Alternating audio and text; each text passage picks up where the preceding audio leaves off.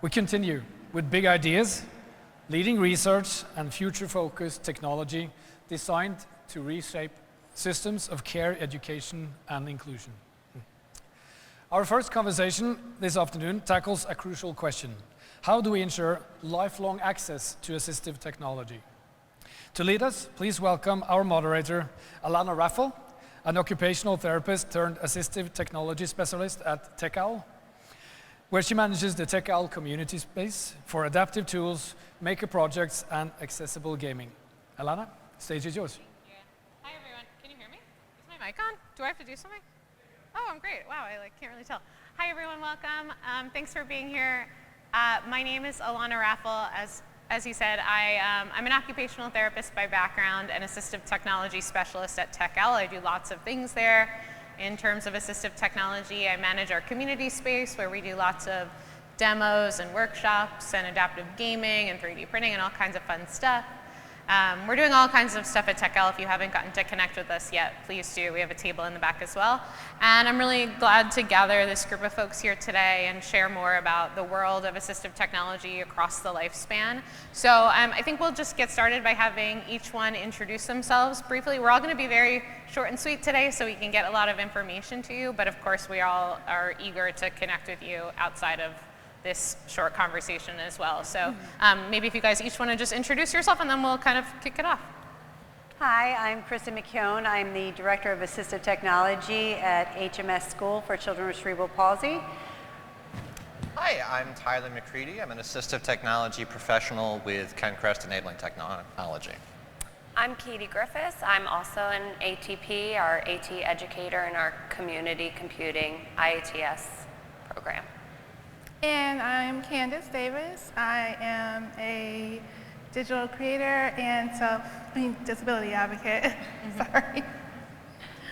Awesome. Well, so we'll talk a little bit about kind of what we think are some best practices or good ideas or ways to work with assistive technology across the lifespan. And so we'll start with Kristin, if you want to just share a little bit about the importance of assistive technology in schools and what schools and families can be doing to start getting students assistive technology that can work with them through the lifespan. So what are some things schools can do to help families prepare for that whole lifespan? So in schools, what we're hoping to do is give the students the education and the tools they need to reach their full potential for when they graduate and become into adulthood. So we're working on communication, mobility, assistive daily living skills, independent leisure skills. So doing this, we're starting to look at basic communication, getting them to start being able to have functional communication to advocate for themselves. With mobility, we're working on power mobility, the use of their wheelchair, the mechanics of it. We also then start delving into smart home technology so that they can use that if they're living independently or even just to access independent leisure, turning on a light, turning on music, playing a game. We do gaming, but we're kind of touching on everything.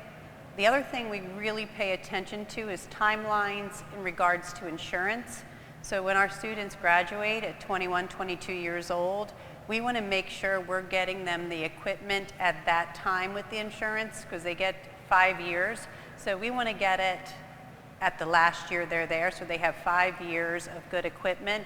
We also focus on the home and making sure that they have equipment in the home that is new and ready to be used so that when they get into adulthood services where they're not as funded, it's harder to get services, harder to get evaluations, they are already kind of set with some proper equipment and tools to advocate for themselves.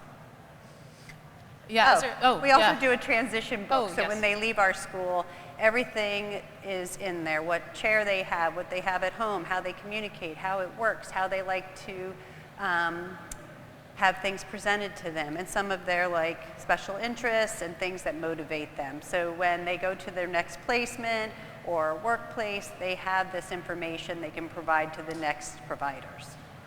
Yeah. Is there anything, Tyler or Katie, that you want to share about what schools or families could do to prepare for the future? I mean, just to touch on what Kristin said, like sometimes you can do all the planning that you want. You can introduce the families to all the technology out there. But I do think like they do a really good job at just preparing and obtaining all the equipment that they can recommend in the moment and, you know, plan for the next 5 years. And a lot of the calls we get is just new technology, or they got a new benefit available and they can get an evaluation. There's a return to work goal, or the smart home goals, which we both do a lot in the community.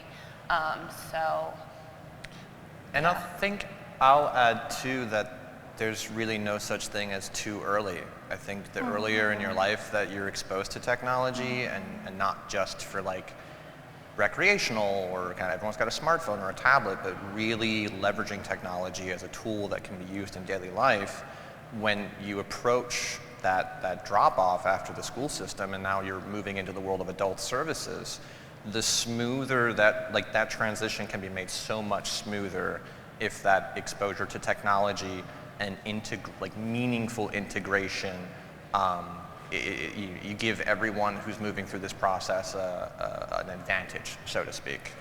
Yeah. And so then looking at post-graduation world of assistive technology, Katie, do you want to speak to a little bit like what that looks like in adulthood after graduation? What does that world of AT look like? And then maybe Candi, you can chime in about what that's been like for you. Okay. Yeah, kind of touching on what Kristin was talking about, like some of our calls are through like OVR or folks that transition.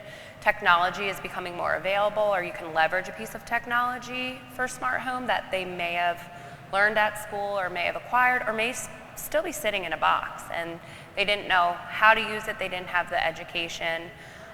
So the way our program was built was community computing, and we have at Inglis, we have a computer lab, and this has just grown in the 13, 14 years that I was at Inglis and now out in the community. Is the needs just keep coming out. Technology keeps improving.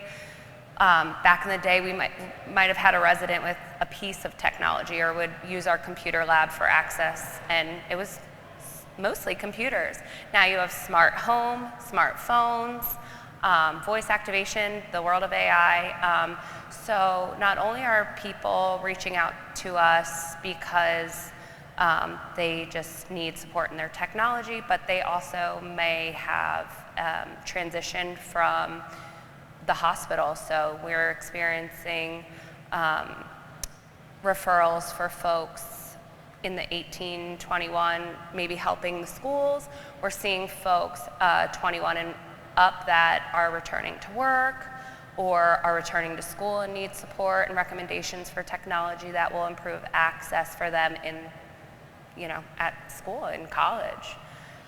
We have a lot of folks that are sustaining an injury and now are able to move home, but mom and dad or themselves are just trying to figure out how they're going to access home, how they're going to even like rec and leisure opportunities. And sometimes we just get calls for resources. It's kind of how all of us outside of this panel kind of interact with each other, is just leaning on each other for calls, resources, referrals. Hey, do you know about this? Hey, can you help me fundraise this? Can you help me identify a provider and somebody that can come and evaluate? Hey, we're in Jersey. Do you guys travel that far? Oh, no, but we have a pal over there. So just kind of, meeting referrals in that way, word of mouth. And then we also do a lot of, like I was touching on, transition after an injury or moving home from a nursing home, where folks are just trying to interact with their technology or their home. So a lot of smart home interventions, and sometimes not too large. Tyler and I talk about it doesn't have to be so high tech. It could be, hey, do you know the accessibility features of your iPhone? Right. Did you know you can use voice activation as simply as this? Here's a couple verbal visual cues, a notebook, like Kristin said, a transition book, a list of their equipment and things like that. For sure. Yeah, I talk to people every day who are just learning about all the stuff that's already in their phones. And it's just, if you haven't gotten a chance to explore the accessibility features in your phones, this is your sign. So yeah, and then Candi is someone that didn't have the experience of learning about assistive technology growing up in school, so you were just learning about assistive tech as an adult. So what was that experience like for you, and how did that all work? It's been a journey for sure. I came out of rehab after I got sick and became a quadruple amputee, and I'm trying to navigate the world, trying to figure out how am I going to use technology, if you think about it, we do use our phones a lot. Everyone's always on their phones, and that was something that was a big deal for me when I was coming out of rehab. And so we started doing some research. One of the biggest helps for me was McKee Rehab, really. I didn't get into McKee Rehab, though, until maybe a year after this all happened to me. So it was a big span of time that I didn't have those resources. But once I got in, my occupational therapist was able to help connect me with the right people, and such as Inglis House and OVR, and thinking about tech for home. And that was a big deal. I'm very blessed to have a brother who was also very technology savvy, so that's something that really helped me a lot. But I definitely think that it would be great to have someone who follows you throughout your journey. Maybe even after you get out of school, you're almost like you have a social worker who knows exactly everything you need. And I thought it was going to be like that for me, but it wasn't. So it would be great to have that, so someone can be like, what would help you at home? What will help you with your goals that are constantly changing throughout your life? Because there's maybe a moment in life where I didn't need Alexa, and then now it's like, Alexa is my bestie. So yeah, it's been really great. I love assistive technology. I love AI, and I think it's more so I never needed to think about it prior, but it really helps me to be independent now. Yeah, so I think to segue from that, it sounds like there were a lot of people in your life who took empathy and were using empathy to really try to understand what you needed, what were your goals, things like that. So I'm going to pass it over to Tyler to talk a little bit about the role of empathy in your work. What does that look like when you're working with people to help get people access to assistive tech? And then I feel like you have something you want to share. So, but Tyler, well, I'll keep it brief. I think it's kind of a softball question, because the assistive technology process as a whole fundamentally does not work if it's not rooted in that place of empathy from the beginning. The large majority of the clientele that I work with, they have intellectual or developmental disabilities. They commonly live in a CLA or a group home. And when I first get a referral for a potential client, we really have to do that work to dig into first of basically why is the referral, and where is the referral coming from? Is it coming from an individual who has some kind of spark, some kind of small desire, no matter how big or large, to do something more for themselves with less support, with more independence? Or is it kind of on the flip side of someone else had this idea and someone else thought, well, wouldn't it be nice if it worked this way? And then we're kind of in this undesirable dynamic where technology is being forced on a person. And if you're not asking that first central question of, what is the purpose of the technology? Moving through the process not only helps you successfully integrate technology with less abandonment, but it also increases your awareness of what kind of technology is out there. If all you know are Alexas and Rings and med dispensers, and you don't have a willingness to learn more or go out and looking, then that's kind of going to be the same stuff that you put in people's hands.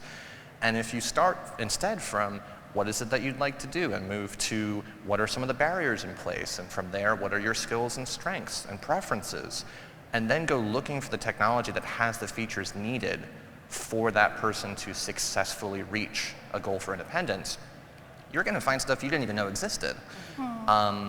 And not only is it going to increase your awareness, but because we're starting from that place and it can be big or small, like you were saying. It could be, I want to go out and get a job and make money, or it could be, I want to turn my bedroom lights off when I go to bed.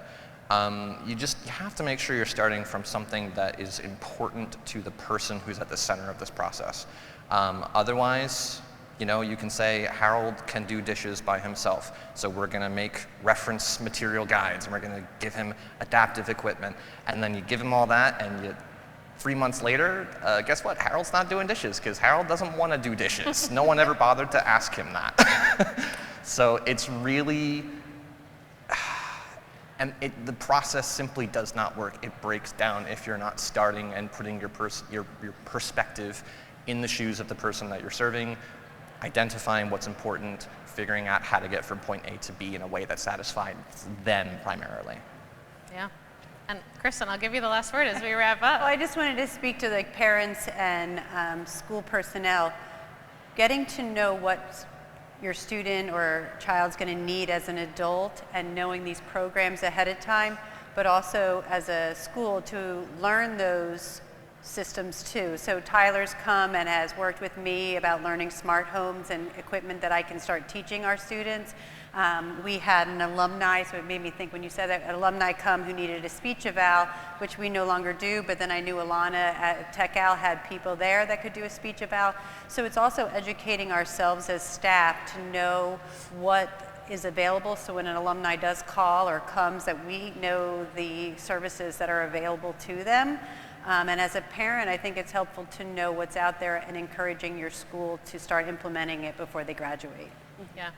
I think did that bring it full circle? Lifespan, all of these things. Yeah, I think, we've all, and kind of the thrust of this experience has been to break down the silos, connect, and that's something we've all been working on over the past couple of years to know each other, to understand where we overlap, where we can fill in the gaps. It takes time, I've been in this field for 15 years, and every day I'm still learning about a new tool, a new organization, a new person, a new resource. So it's it's just requires constant learning about this stuff. And if I always tell, I'm an OT by background, I always tell other OTs to use us as a resource. Like when you're working as an OT and you have a full caseload, you probably don't have time to research every new assistive technology device, but I can do that. And so I always encourage people to use us as a resource. I'm sure all these folks would say the same thing. So yeah, we're looking forward to connecting with all of you more. Thank you so much for being here. We hope you're amped up about assistive technology as we are. So yeah, thanks again, and thanks to EmpathyTech for having us. Thank you. Can I plug one more? Oh, okay. I was so proud of myself for Being on We got 10 minutes. yes. Yeah. Come closer and then. Oh, they're getting. Oh, great. Amazing. Hey, so quick question, maybe a very long-winded question, but Tyler, you spoke about refusal and abandonment of assistive technology and really getting to the core of what is that assistive technology for. I work with a lot of younger kids sometimes and older adults where having that conversation is especially tough, especially with kids. Parents are involved, older adults, they have a very strong sense of who they were, their identity. How do you start that process when you're encountering a lot of resistance, refusal, abandonment? You start small, and you start fun, especially when you're working with clients of a younger age. Like when I was younger, I didn't want to do anything that was even remotely responsible. I just wanted to goof off and do things that interested me. And a lot of the times, it's just identifying how they're using technology in their lives currently, to whatever degree. Maybe they're watching videos on YouTube on their iPads, and that's how they like to spend their time. Can we go from there and figure out how to also use this thing that they like for a little bit of productivity as well? If toothbrushing is a goal, is there a Bluetooth toothbrush that we can introduce, and then they're using an app, and that's kind of a visual guide, and it's gamifying the process, and now they're using their iPad instead of just recreationally, they're using it in a small way to do something for self-care, do something for hygiene, something that's going to build skills in the future. a lot of the times when I am trying to see if someone might do well with like a voice assistant, we start with, you know, hey Alexa, play some music. Alexa, what's the weather? We're not really digging into like the boring stuff yet. We're kind of building skills from a place of what we're already interested in as a status quo.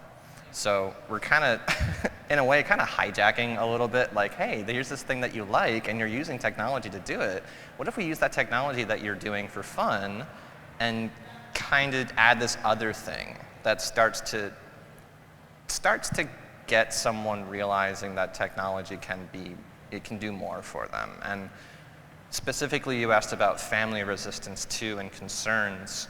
That's why I suggest starting small. I think a lot of anxiety about technology is people can see down the road and they can see where this is going, and they're thinking like, they have all these big anxieties about what's my child going to do when they get older? What are they going to do when I'm gone? And those are really scary questions, and nobody likes to tackle all of those at the same time.